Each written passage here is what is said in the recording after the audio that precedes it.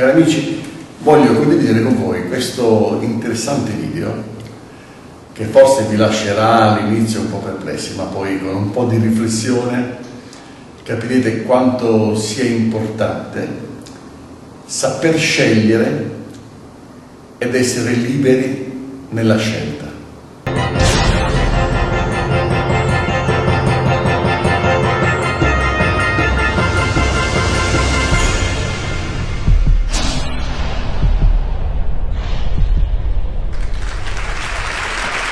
I'm going to talk to you about some stuff that's in this book of mine that I hope will resonate with other things that you've already heard, and I'll try to make some connections myself in case you missed them. But I want to start with what I call the official dogma.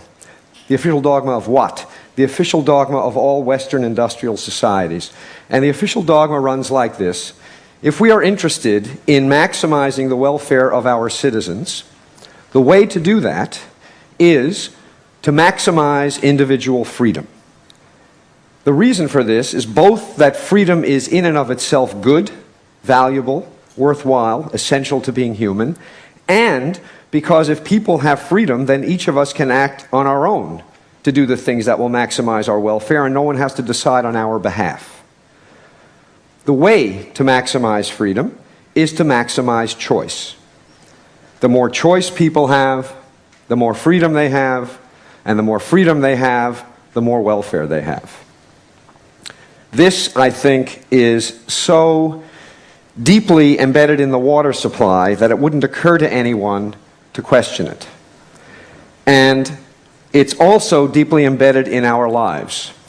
I'll give you some examples of what modern progress has made possible for us. This is my supermarket, not such a big one.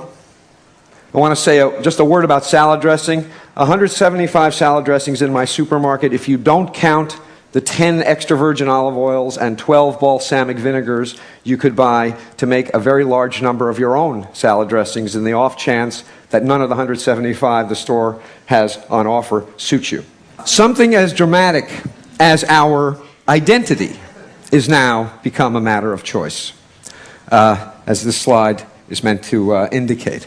We don't inherit an identity, we get to invent it, and we get to reinvent ourselves as often as we like. And that means that every day when you wake up in the morning, you have to decide what kind of person you want to be. With respect to marriage and family, there was a time when the default assumption that almost everyone had is that you got married as soon as you could, and then you started having kids as soon as you could. The only real choice was who, not when, and not what you did after. Nowadays, everything is very much up for grabs. I teach wonderfully intelligent students, and I assign 20% less work than I used to, and it's not because they're less smart, and it's not because they're less diligent, it's because they are preoccupied, asking themselves, should I get married or not? Should I get married now? Should I get married later? Should I have kids first or a career first? All of these are consuming questions, and they're going to answer these questions whether or not it means not doing all the work I assign and not getting a good grade in my courses. And indeed they should. These are important questions to answer. Work. We are blessed, as Carl was pointing out, with the technology that enables us to work every minute of every day from any place on the planet. So what this means, this incredible freedom of choice we have with respect to work, is that we have to make a decision again and again and again about whether we should or shouldn't be working. We can go to watch our kid play soccer, and we have our cell phone on one hip, and our BlackBerry on our other hip, and our laptop presumably on our laps. And even if they're all shut off, every minute that we're watching our kid mutilate a soccer game, we are also asking ourselves, should I answer this cell phone call? Should I respond to this email? Should I draft this letter? And even if the answer to the question is no, it's certainly going to make the experience of your kid's soccer game very different than it would have been. So everywhere we look, big things and small things, material things and lifestyle things, life is a matter of choice. And the world we used to live in looked like this. That is to say, there were some choices, but not everything was a matter of choice. And the world we now live in looks like this. And the question is this good news or bad news? And the answer is yes. We all know what's good about it, so I'm going to talk about what's bad about it. All of this choice has two effects, two negative effects on people. One effect, paradoxically, is that it produces paralysis rather than liberation. With so many options to choose from, people find it very difficult to choose at all. So paralysis is a consequence of having too many choices, and I think it makes the world look like this.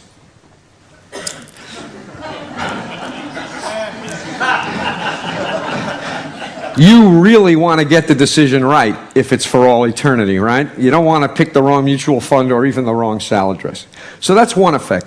The second effect is that even if we manage to overcome the paralysis and make a choice, we end up less satisfied with the result of the choice than we would be if we had fewer options to choose from. And there are several reasons for this.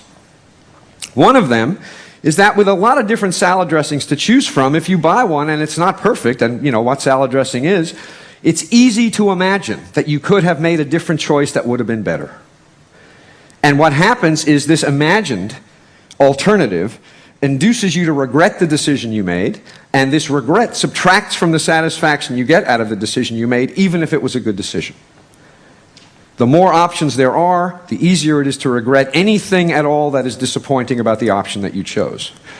Second, what economists call opportunity costs. Dan Gilbert made a big point this morning of talking about how much the way in which we value things depends on what we compare them to. Well, when there are lots of alternatives to consider, it is easy to imagine the attractive features of alternatives that you reject that make you less satisfied with the alternative that you've chosen. Here's an example. Adding options to people's lives can't help but increase the expectations people have about how good those options will be, and what that's going to produce is less satisfaction with results even when they're good results. Nobody in the world of marketing knows this, because if they did, you wouldn't all know what this was about. The truth is more like this. The reason that everything was better back when everything was worse is that when everything was worse, it was actually possible for people to have experiences that were a pleasant surprise. Nowadays, the world we live in, we affluent, industrialized citizens, with perfection, the expectation, the best you can ever hope for is that stuff is as good as you expect it to be. You will never be pleasantly surprised because your expectations, my expectations, have gone through the roof. The secret to happiness, this is what you all came for. The secret to happiness is low expectations.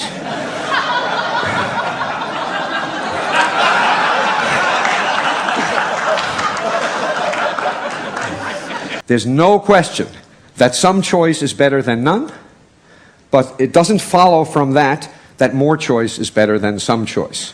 There's some magical amount, I don't know what it is. I'm pretty confident that we have long since passed the point where options improve our welfare. Now, as a policy matter, I'm almost done. As a policy matter, the thing to think about is this. What enables all of this choice in industrial societies is material affluence. There are lots of places in the world, and we have heard about several of them, where their problem is not that they have too much choice, their problem is that they have too little. So the stuff I'm talking about is the peculiar problem of modern, affluent, Western societies. If some of what enables people in our societies to make all of the choices we make were shifted to societies in which people have too few options, not only would those people's lives be improved, but ours would be improved also. This is what economists call a Pareto improving move.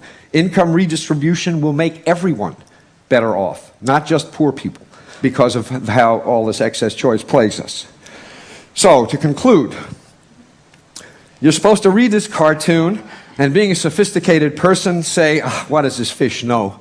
You know, nothing is possible in this fishbowl. Impoverished imagination, a myopic view of the world, and that's the way I read it at first.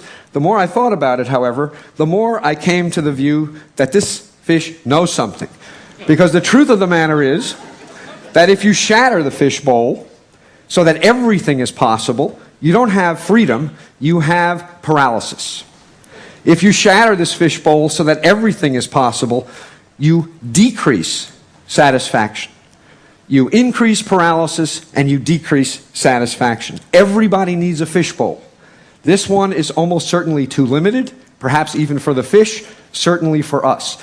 But the absence of some metaphorical fishbowl is a recipe for misery and, I suspect, disaster. Thank you very much.